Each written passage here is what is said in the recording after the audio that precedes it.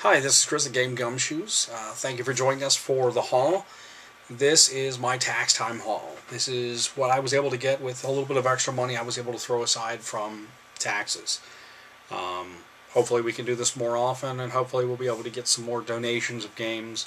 That way you have a better chance of getting the games you're looking for from me, and the rules and everything you're looking for will be able to be had without any cost to anyone, which is what we strive for. First game I want to cover is Rubik's Magic. Now, Rubik's Magic is a game by the Rubik's Cube makers. This one's a little different as it folds up, and the whole idea is you want to get the linking rings to attach each other without the colors not matching. It's very rare to find one of these because they fell apart real easy, as they're only held together by little wires, and if you get frustrated it's easy to break one of these. Second thing I want to cover is Munchkin Jumbo D6. Steve Jackson Games. It's two of their Jumbo D6 for the Munchkin game, as well as two cards, one for Munchkin Quest and one for the standard Munchkin card game. Can't wait to play this. Next, Head-to-Head Perfection. Yes, you heard me. Head-to-Head Perfection. It's from Shell Show Rider, the guys who originally brought you Scrabble, and this is your chance to play Perfection against someone. You've got a single timer. You're both being counted down to see who can get it done first. No cheating. Next game, The Hunt for Red October by TSR. This game is based on the Tom Clancy novel, as you might have guessed, and it's one of their wartime strategy games, kind of like the ones they originally started out with when they became, or before they started doing D&D and everything.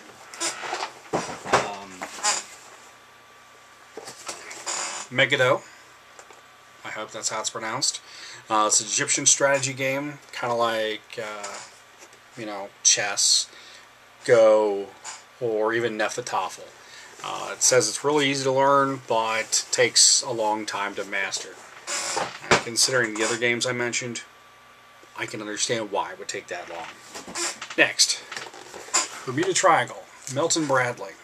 This game's kind of unique. As you see, the center of the board has magnets in it, and your little ships do too. And you try to make sure that your ships are not caught up in the mythological Bermuda Triangle and disappear. I haven't played it yet, so I don't know exact details, but I will get you more information as I play it. The Star Wars Death Star Assault game.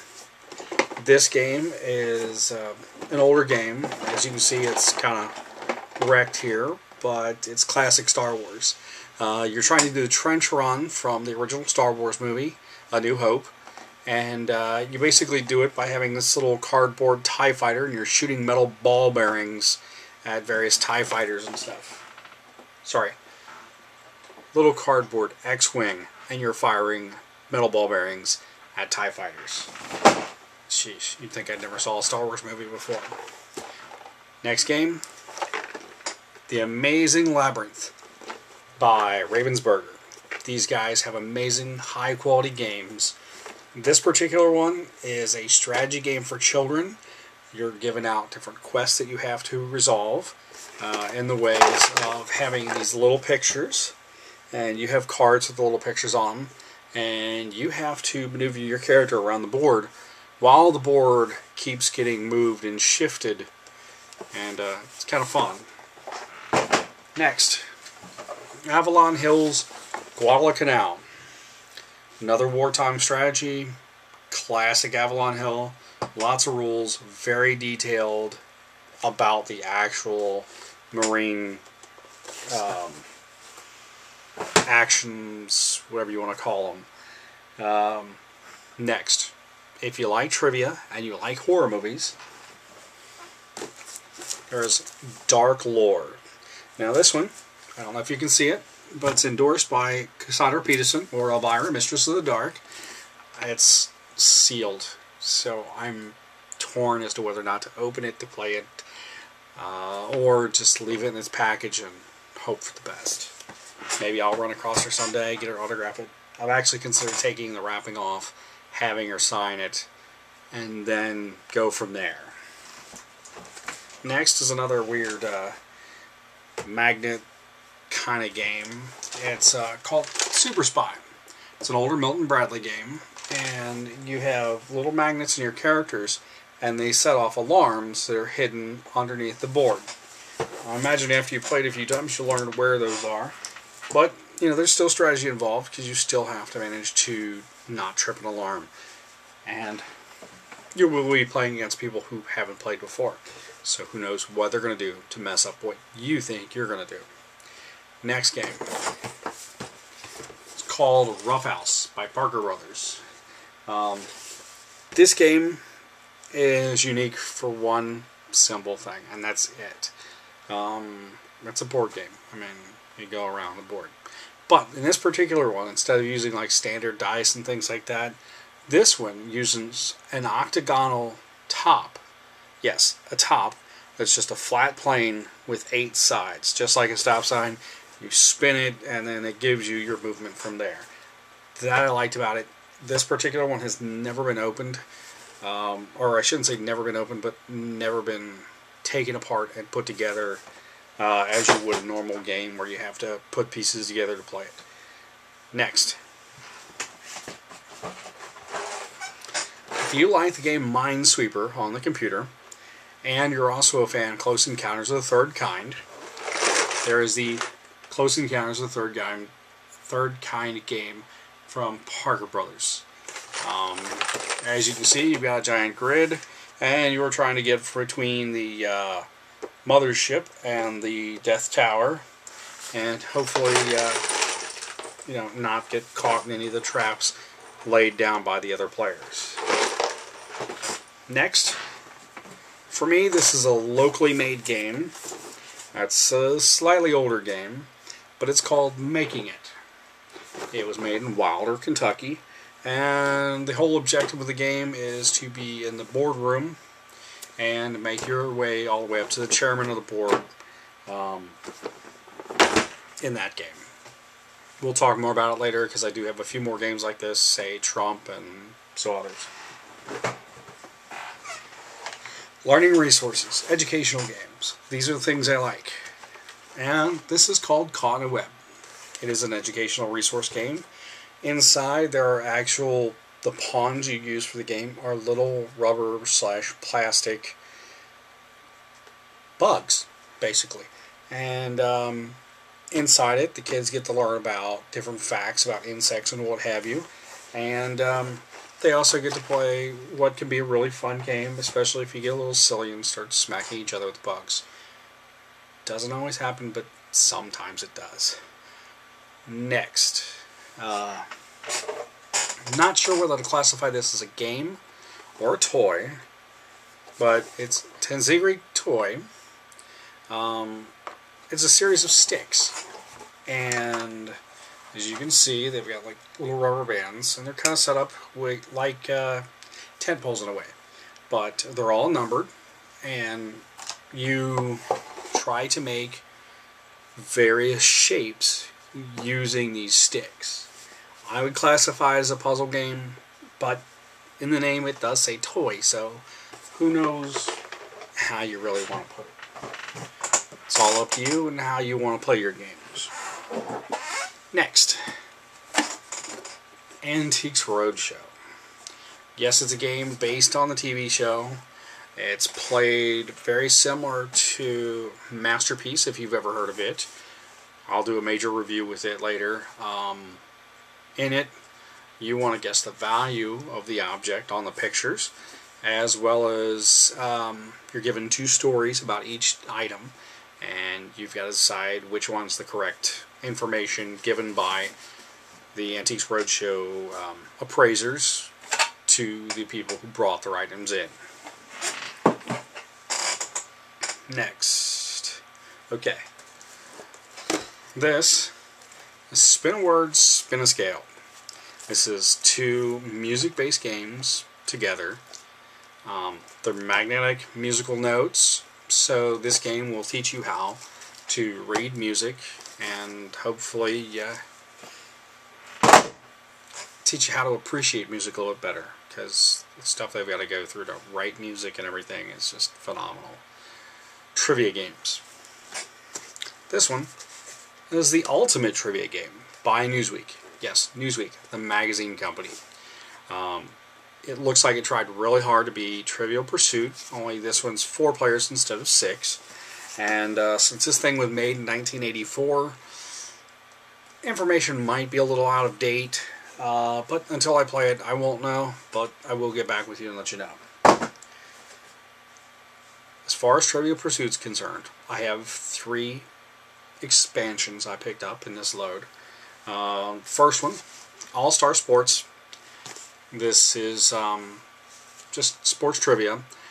Now, this is from 1981, so anything that's happened in sports since 1981 will not be in this set.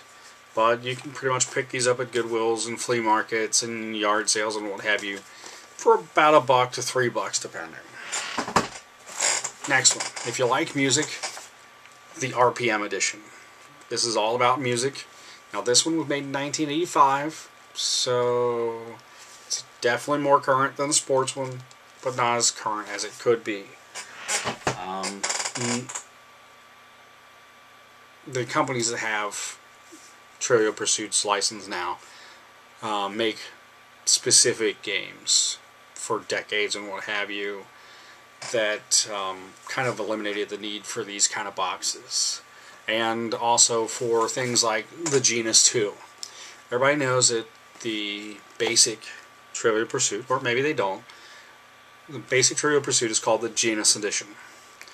This one is Genus 2. I do believe there's also a 3 out there, but I haven't found one yet. It's just more questions for your Trivial Pursuit game, or you can use it with the Trivial Pursuit variant found on our Facebook page. Next, since 1993, I've been playing Magic the Gathering, on and off. This is Dark Ascension. It's the latest block, or one of the sets in the latest block for Magic the Gathering. This particular deck is black and white. There's also a red and white, as well as I think 4 others in the pre-made decks like this. If you wanted to just try it out, go pick one of these up for like $13 and then play. If you like it and you get addicted, you go out and buy some more cards. And but, you know, it can be a fun game, and it does get you out of the house and get you interacting with other people, which is something we really enjoy around here. Next, this is a game from my childhood I picked up. It's called Strolling Bowling. Now, Strolling Bowling is one of those fun games that you can take your kids, put them in the car, and let them play with it, or in a restaurant or whatever. You've got this little wind-up bowling ball, and he runs down the lane and tries to knock over these little bowling pins, which, as you can see, stand up until it's hit. So, hopefully you can find one of these. Finding one where the ball is intact still is almost impossible, because kids had a habit of overwinding these. My particular one is not entirely functional, but I know how to fix the wind-up. So, once I get it working, you'll get to see it in action. Next, a few travel games. Mastermind, Travel Edition. If you thought the pegs in standard Mastermind were difficult to keep track of, these are even smaller. But it does have the same fun play value as the standard Mastermind, just more compact thing. The nice thing is, it is its own tray, so as long as you don't let it just flop around in your backseat of your car, you don't have to worry about losing your pegs. More likely to lose your marbles. Next travel game is Travel Win, Lose, or Draw for juniors. Yes, if you've got kids, you're on a long road trip, they forgot their DS, or their DS is running out of batteries, or whatever game system they're playing with, you could have one of these in the back seat, and they could draw and be creative, and God forbid kids be creative. But, we'll cover more on the travel games a little bit later. If you've ever played Hangman, the version with Vincent Price on the cover, or any of the other ones released by Milton Bradley, then here is the travel version of the same game. Plays every bit like the full-scale version, just, travel version. So you don't have to worry about lugging the big old box around. You can just carry little plastic pieces that are inside of it. Next, E.T. the Extraterrestrial card game. If you remember the movie, it's got a lot of the same characters that the movie had in it. Far as I can tell, this may be a mixture of Go Fish and Uno. Not 100% sure. When I get a chance to play it, you'll know more. Because I'll probably do something based on all the TV, movie-based games I've got. Or at least a good deal of them. Now, I like 3M's bookshelf games. Bookshelf games can be fun. And I didn't know that this next game existed until I found it just sitting on a shelf, oddly enough. It's called High Bid. And it's a tiny version of the standard bookshelf game. In it, you do various bidding wars and auctions, and in this particular one, it was unplayed, which kind of blew me away when I found it. Hopefully you can find one of these and play it yourself. My next game is a trivia game of sorts. This is Chronology Junior. Now, I don't know if you've ever played Chronology, but you basically have like 10 events, and you have to get them in chronological order, and then whoever does that wins. Now, in this particular instance, it's made for kids, but my particular copy was made in 1996. So the kids that would have been playing it then are quite a bit older now.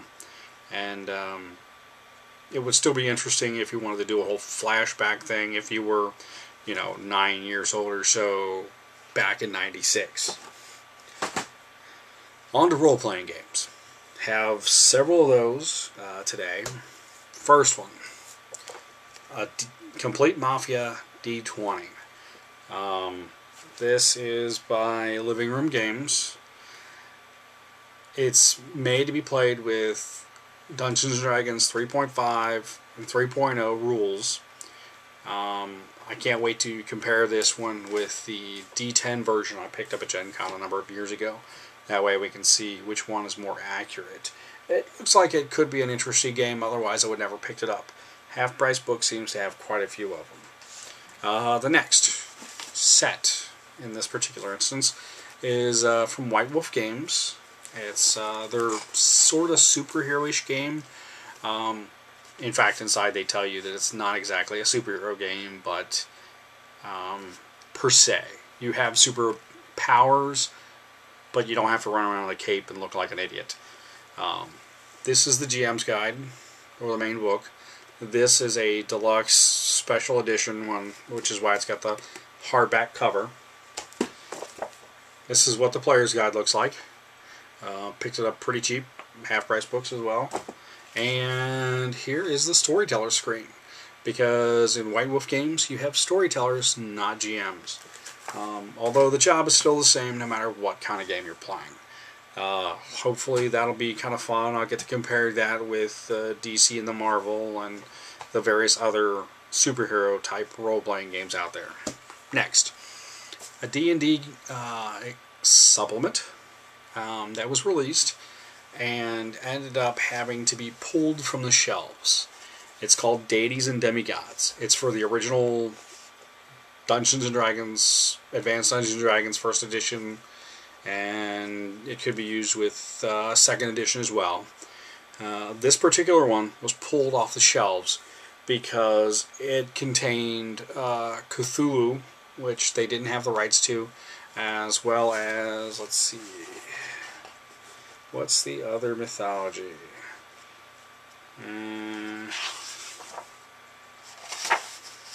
Let's see.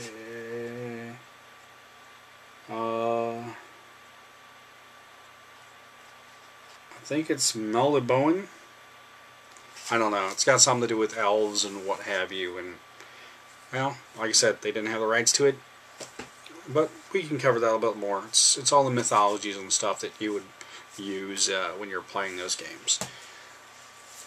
Since we covered D&D, or Dungeons & Dragons, however you want to name it, Steve Jackson Games came out with GURPS. This particular instance is 3rd edition.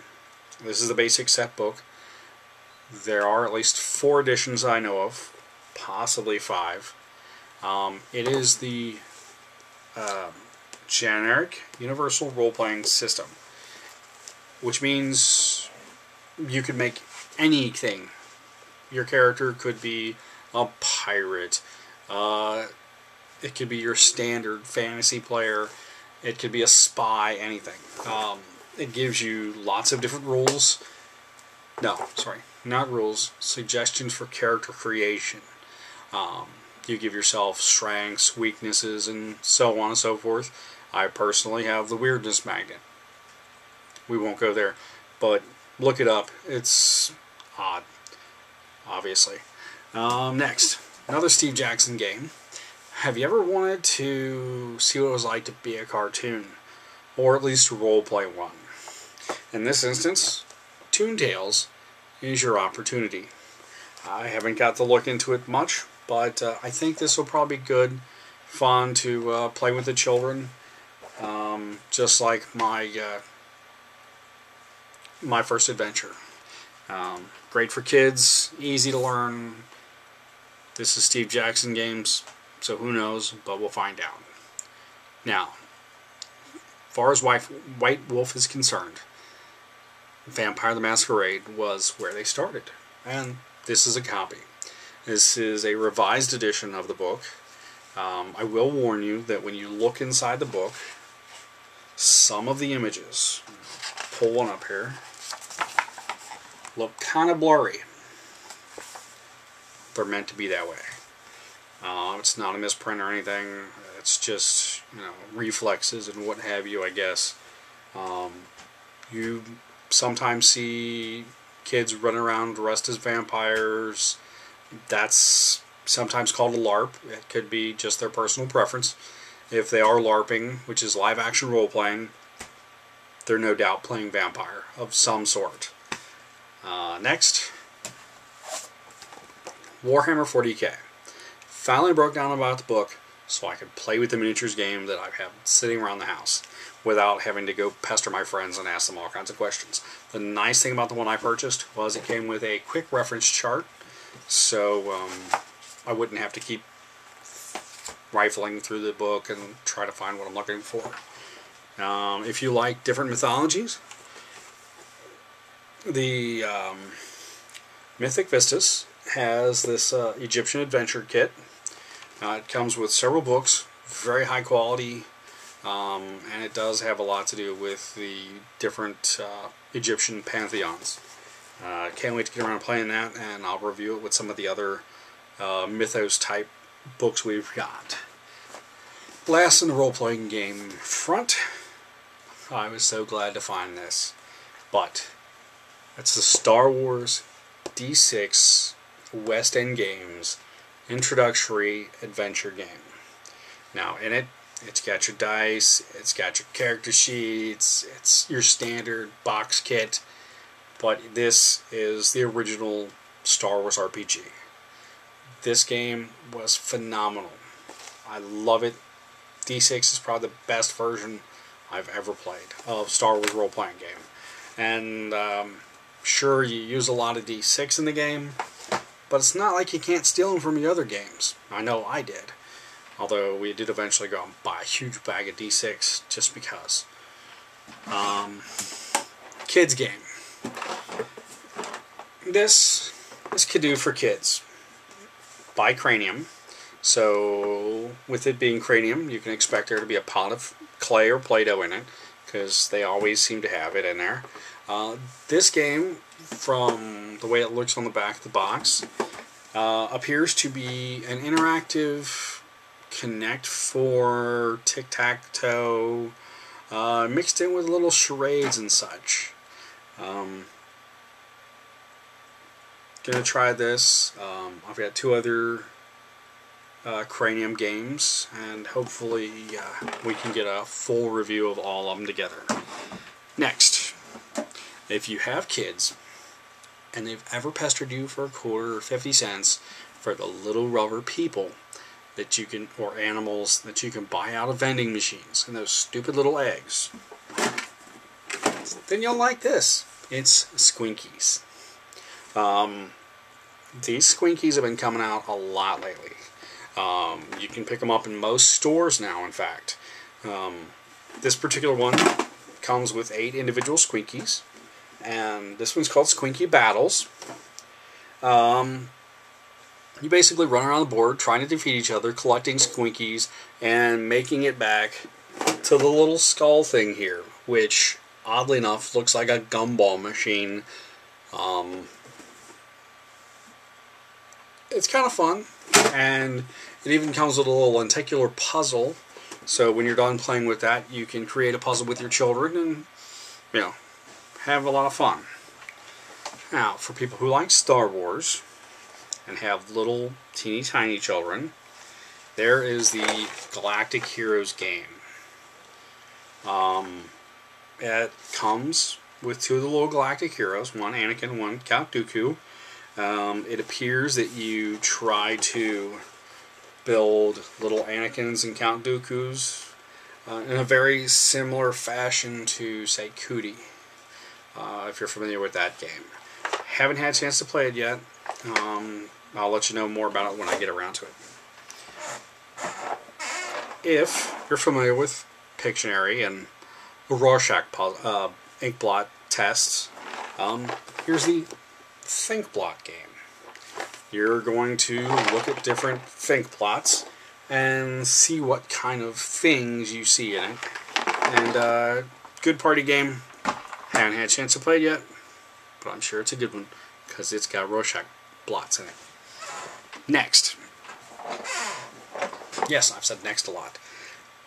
Have you ever wanted to take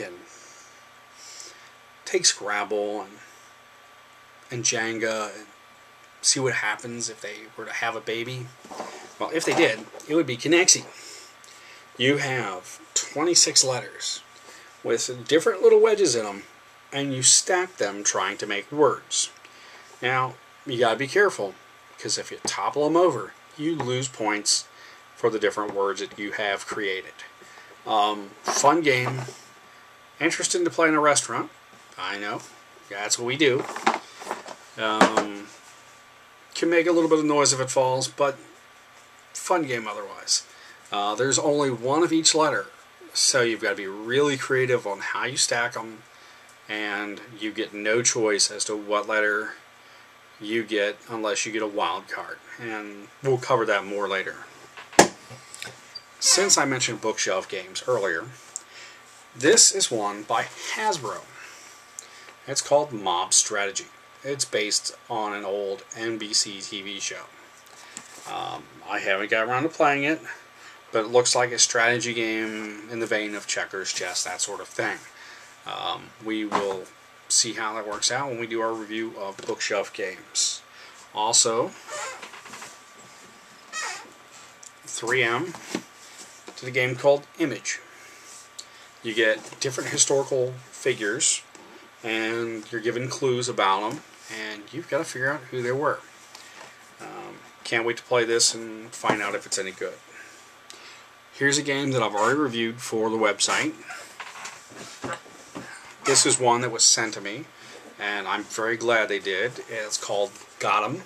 If you get a chance, get a copy of it. Very fun game. See the other review. You'll see what I'm talking about. We've played it out in public. Really fun. And last but not least, the game that I have been waiting for years to get a new copy of. A long time ago, I was at a game store and happened to wander across their used game section. And we found a game that was named the same name as a game my friend was trying to create. It was called Wiz War. It was by Tom Jolly, and it was an interesting strategy game where your little wizards running around the board trying to kill each other, or capture your treasure and get them back to your home base. Now, it was owned by Chessex, and it was forever. The last edition was a number of years ago, and we thought we'd never see the light of day. But Fantasy Flight Games produced Wiz War. And the pieces, the box, everything looks amazing. It's almost everything you remember from Wiz War. They've added a couple mechanics I don't really care for, but I'm willing to live with because this is such a beautiful game, and I'm so glad that Wiz War is finally out. I'm going to have to get with my original play team and play this game again to see if it has the same play value with the new rules as the original did.